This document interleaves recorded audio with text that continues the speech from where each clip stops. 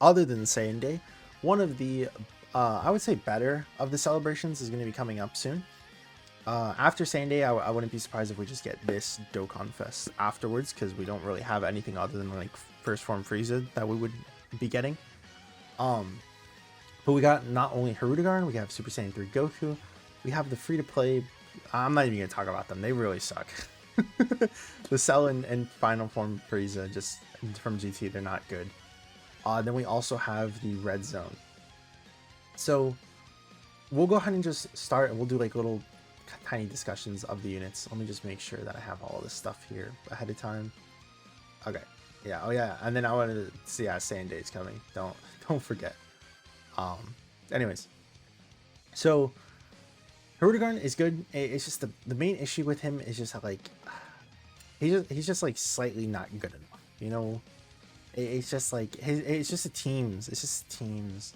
Because this guy is like, if you put this on any Goku, like if literally Hirudegarn and Super Saiyan 3 Goku swapped, I think Super Saiyan 3 Goku would be like probably like a number one or number two TR in the game. Because a 70% dodge chance, and then having it where you can transform and then have guaranteed dodge for the turn after you dodge 3 times, and then your dodge gets better as you keep dodging. Like that's incredible, right? He has the good basis of a top tier passive, but the problem is just links and teams. Unfortunately, both don't work in his favor. He raises defense infinitely though, which is pretty cool, and the fact that once you do transform, like I said, he is able to get to the guaranteed dodge basically cycle, because you could just keep dodging 3 times per turn, and then just having it where it just constantly continues. It's really good. But again, it's just teams. Super Saiyan 3 Goku is an offensive juggernaut. He's just able to not only dodge attacks as his defensive utility, he gets an extra dodge chance once we go ahead and look at his, what is it? He gets an extra dodge chance once he goes into his standby, which we'll talk about in a little bit. And then he also gets just the 70% chance to dodge attack as long as he's in the second or third slot. He has the great chance of nullifying unarmed super attacks, which is pretty good considering that we are seeing more. I think Beast Gohan does it, where he does like the unarmed super attack. So you could always have this Goku counter him, of course. Then once he also usually goes into standby, he is doing not only a critical hit and countering some of these harder hitting bosses, but then also as soon as he does get his a counter attack off, or counter super finish attack, whatever you want to call it, off, he guaranteed evades for the turn. He's also giving defense and keys to the entire rotation, which is really, really nice because it protects other units. He has a scouter, so no matter what, you're able to go ahead and put him in front of these supers. He has a really good leader skill too. Movie heroes and Kamehameha, final trump card in Kamehameha has a lot of units on it. Super Saiyan 3 has a couple. But like C-Duo, I guess, is on final trump card in Super Saiyan 3. That's probably the only reason why they made it like that. But yeah, like he has a lot of categories too. He's pretty good. Like I said, these guys stink. The main reason is because they are designed to be on GT bosses, Sworn Enemies Revenge. They're having all of these really good parts of the passive, and then it just a blabberfest from that point on downwards, because none of this activates when you're facing a Goku, when you are what is it, when you have attack down or defense down. This unit gets a chance of evading, right? Or I'm sorry, they get the, I think they get the dodge chance. It was some stupid thing where it's like if the enemy is stunned or sealed, right here, chance of evading 20%, and attack effective against all types when the enemy is stunned or sealed.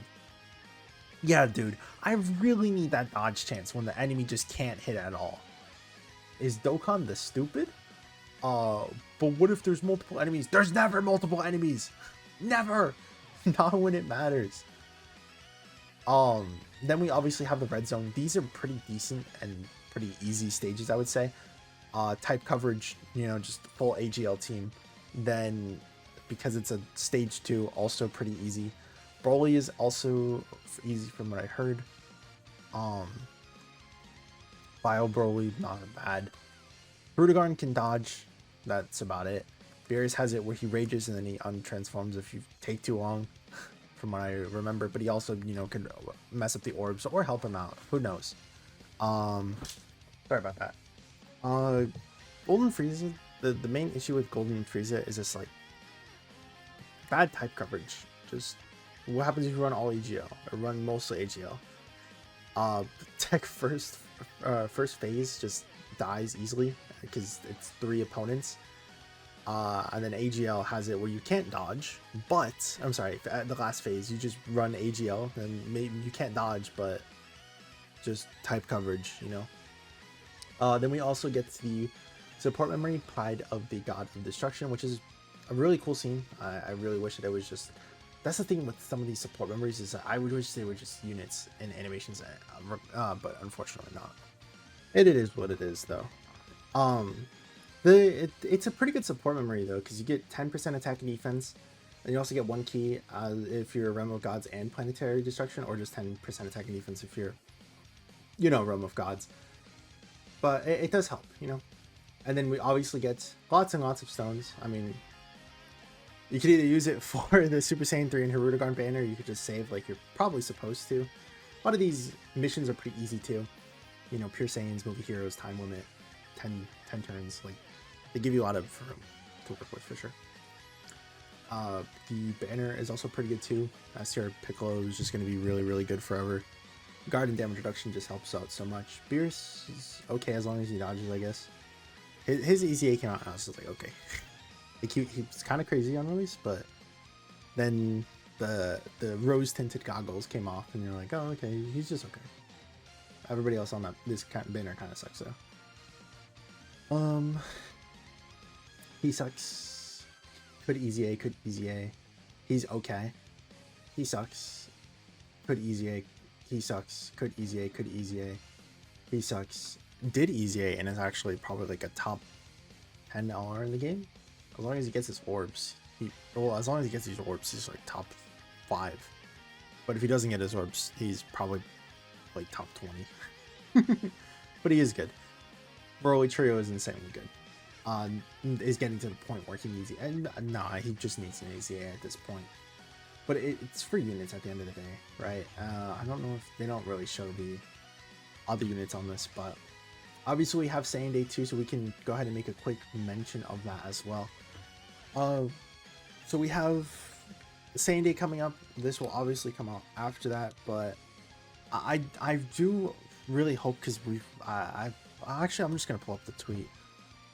1 second. Here we go.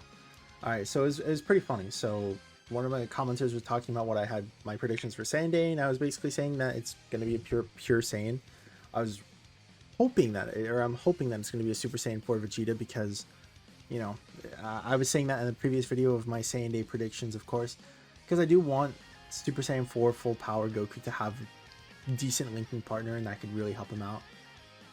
And one of my neutrals was also saying that the best outcome for Saiyan Day would also just be a Super Saiyan 4 Vegeta with the Super Saiyan 4 Gogeta EZAing, which is really funny because, again, at the time of me sending this message, somebody was asking me that they low-key wanted Super Saiyan 4 Gogeta to EZA, which is fair. The animations are really nice of the unit. I really love the OST of the unit. You know, it could be a very, very good celebration if we did see something like that.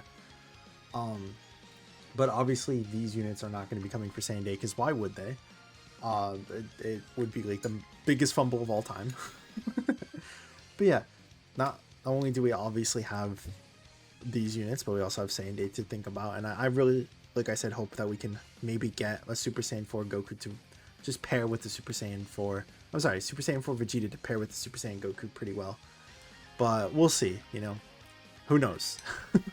I do hope that they make the side bending unit at least as decent as the Tech Vegeta was last year too, because he had a really good moment, but then he obviously needed a lot of hits, so it did help or hurt him a little bit in the end, but I can't really be mad at him.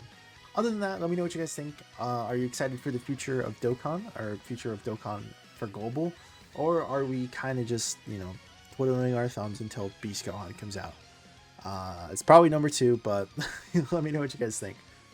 I guess you could tell me what you guys think for Saiyan Day too. What do you guys hope or predict or anything like that? Other than that, though, I hope you guys all have a great rest of your week. Make sure to leave a like, subscribe, comment, all that good stuff. Really helps out the channel so much. We are so close to 1,000 subscribers.